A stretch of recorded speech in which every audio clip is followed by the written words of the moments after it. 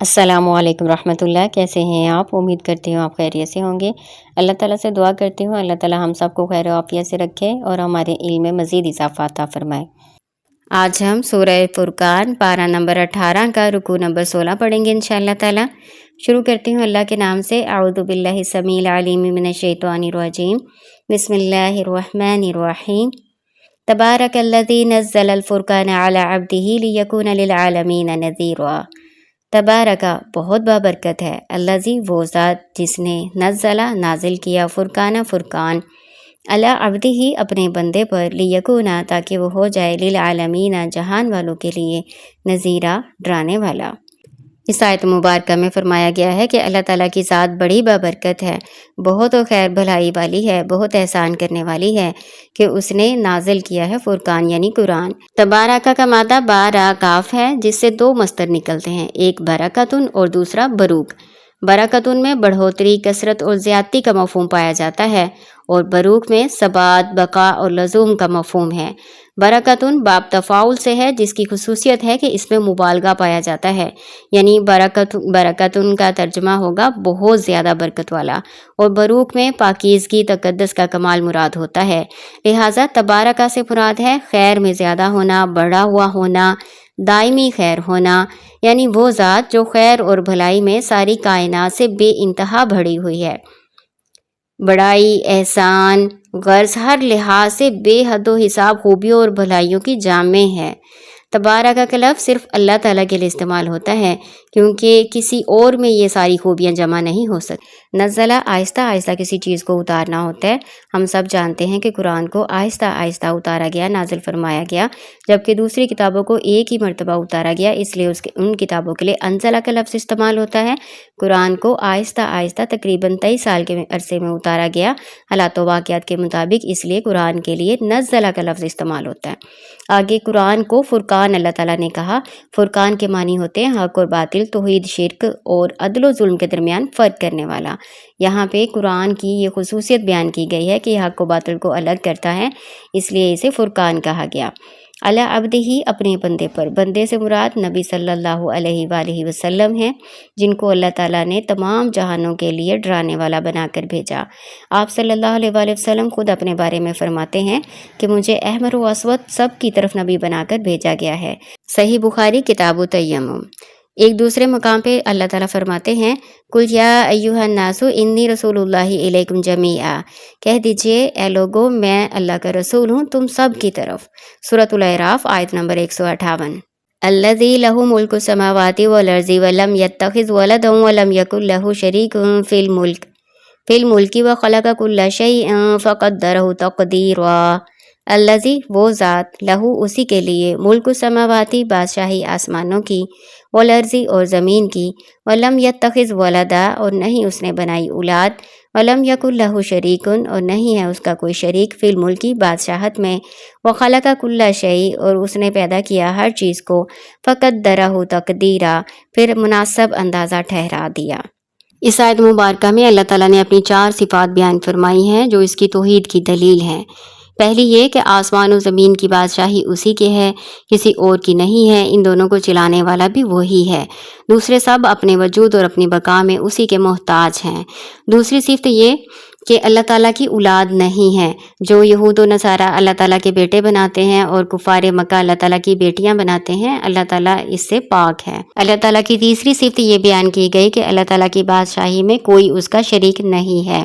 لم یکن میں نفی کا استمرار ہے، یعنی نہ کبھی بادشاہی میں کوئی اس کا شریک رہا ہے اور نہ کبھی کوئی رہے گا۔ اس طرح ہر قسم کی شراکت کی نفی ہو گئی۔ اللہ تعالیٰ کی چوتھی صفت یہ بیان کی گئی کہ ہر چیز اسی نے پیدا کی ہے، پھر اس کے لیے ایک خاص اندازہ بھی مقرر فرما دیا۔ ہر چیز وہی کام کرتی ہے، وہی افعال سر انجام دیتی ہے جس کے لیے وہ پیدا کی گئی ہے۔ اللہ تعالیٰ نے اسے وہی صورت، جسامت اور صلاحیت عطا کی ہیں جو اس کی ضرورت کے مطابق ہیں۔ مثلا انسان کو فہم و ادراک، غور و فکر، سمت و حرفت و مفید کام بجا لانے کی صلاحیت بخشی ہے۔ اسی طرح ہر حیوان اور پودے اور جمادات کو اس مصلحت کے مطابق بنایا جو اس سے مطلوب تھی۔ جب اللہ کے سوا کسی نے کچھ پیدا نہیں کیا تو کسی اور کی عبادت کیوں کی جائے؟ اللہ تعالیٰ ہی ہر طرح کی عبادت کے لائق ہے۔ واتخذوا من دونه آلهة لا يخلقون شيئا وهم يخلقون ولا يملكون لأنفسهم ضرا ولا نفعا ولا يملكون موتا ولا حياة ولا نشورا۔ واتخذوا اور بنائے انہوں نے من دونہ اس کے سوا آلہۃ معبود لا یخلقون شیئا نہیں وہ پیدا کر سکتے کچھ بھی وہم یخلقون اور وہ پیدا کیے جاتے ہیں ولا یملکون اور وہ نہیں اختیار رکھتے لانفسہم اپنی جانوں کے لیے ضررا کسی نقصان کا ولا نفع اور نہ کسی نفع کا ولا یملکون اور نہ وہ اختیار رکھتے ہیں موتن موت کا ولا حیاتن اور نہ زندگی کا ولا نشورا اور نہ دوبارہ جی اٹھنے کا۔ اس آیت مبارکہ میں اللہ تعالیٰ کے معبود برحق ہونے کے چند معیار بیان فرمائے گئے ہیں اور تمام مشرکین کو دعوت دی گئی ہے کہ وہ اپنے اپنے خداؤں کو ان معیاروں پر پرکھیں اور بتائیں کہ وہ کسی طرح بھی معبود ہونے کے لائق ہیں۔ وہ معیار یہ ہیں: نمبر 1، وہ ہستی جو کوئی چیز پیدا نہ کر سکے یا کسی چیز کی بھی خالق نہ ہو وہ معبود کیسے ہو سکتی ہے؟ نمبر 2، جو چیز خود مخلوق ہو اسے کسی نے پیدا کیا ہو وہ معبود کیسے ہو سکتی ہے؟ ظاہر ہے اللہ کے سوا جن کو بھی معبود بنایا گیا وہ سب اللہ تعالیٰ کی مخلوق ہیں، چاہے وہ فرشتے ہیں، جن ہیں، انسان ہیں، درخت، پتھر، بت یا قبر، سورج، چاند، ستارے، یہ سارے اللہ تعالیٰ کی مخلوقات ہیں، معبود نہیں ہیں۔ نمبر 3، جو ہستی کسی کو دوسرے کو فائدہ یا نقصان نہیں پہنچا سکتی، دوسرے لفظوں میں جو ہستی حاجت روا اور مشکل کشا نہ ہو وہ معبود کیسے ہو سکتی ہے؟ معبود برحق ہونے کا ایک معیار یہ ہے کہ وہ ہستی کسی زندہ کو مار سکتی ہو، مردہ کو زندہ کر سکتی ہو اور زندہ کر کے قبروں سے اٹھا سکتی ہو، اور یہ شان صرف اللہ تعالیٰ کی ہے۔ وقال الذين كفروا إن هذا إلا إفك افتراه وأعانه عليه قوم آخرون فقد جاءوا ظلما وزورا۔ وقال الذين كفروا اور کہا ان لوگوں نے جنہوں نے کفر کیا، ان هذا نہیں یہ، الا مگر، افکن جھوٹ ہے، افتراہ اس نے اس کو گھڑ لیا ہے، وأعانه اور مدد کی ہے اس کی، علیہ اس پر، قوم لوگوں نے یا قوم نے، آخرون دوسرے، فقد جاءوا پس بلا شبہ وہ لائے، ظلمن ظلم، وزورا اور نہایت جھوٹی بات۔ اس آیت مبارکہ کا شان نزول اس طرح سے ہے کہ کفار نبی صلی اللہ علیہ وآلہ وسلم پر یہ الزام لگاتے تھے کہ انہوں نے اس کتاب یعنی قرآن کو اپنی طرف سے گھڑ لیا ہے اور کچھ عرب قبائل نے ان کی مدد کی ہے۔ اللہ تعالیٰ نے کفار کے الزام کا رد کیا اور اللہ تعالیٰ نے کفار کی بات کو ظلم اور زورا کہا۔ ظلم کا معنی ہوتا ہے کسی چیز کو اس کی جگہ کے سوا کہیں اور رکھ دینا، کیونکہ ظلم کا اصل معنی تو اندھیرا ہوتا ہے اور اندھیرے میں آدمی چیز کو اس کی جگہ نہیں رکھ سکتا۔ زورا ایسے سخت جھوٹ کو کہتے ہیں جو بنا سوار کر خوشنما بنا دیا گیا ہو، اس لیے اس کا معنی مکر و فریب بھی ہو سکتا ہے، یعنی یہ جو بات کہتے ہیں وہ بھاری ظلم و بے انصافی اور سخت جھوٹ بات ہے۔ وہ جانتے ہیں کہ قرآن ایسا ہے جس کو اپنی طرف سے گھڑا نہیں جا سکتا، یہ فصاحت و بلاغت اور اعجاز کلام میں بے مثال ہے، کل کائنات اس کے مقابلے سے عاجز ہے اور کسی انسان کے بس میں نہیں کہ وہ اس کے مقابلے کی چند آیتیں ہی بنا کر لے آئے۔ وقالوا اساطیر الاولین اکتتبها فہی تملی علیہ بکرۃ واصیلا۔ وقالوا اور انہوں نے کہا، اساطیر الاولین پہلے لوگوں کے افسانے ہیں، نکتتبہا جو اس نے لکھوا رکھے ہیں، فہی تملی پھر وہ پڑھے جاتے ہیں، علیہ اس پر، بکرۃ واصیلا صبح اور شام۔ قل انزلہ الذی یعلم السر فی السماوات والارض انہ کان غفورا رحیما۔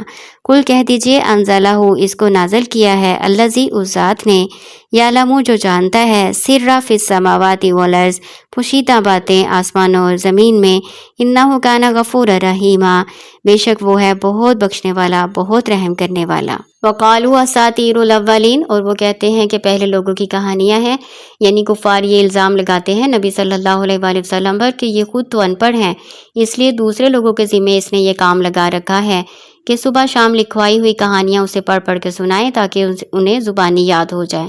یہ بات ایسی تھی جس کے جھوٹ اور بہتان ہونے میں کسی کو شبہ نہیں ہو سکتا، کیونکہ نبی صلی اللہ علیہ وآلہ وسلم 40 سال تک ان کے درمیان رہ چکے تھے۔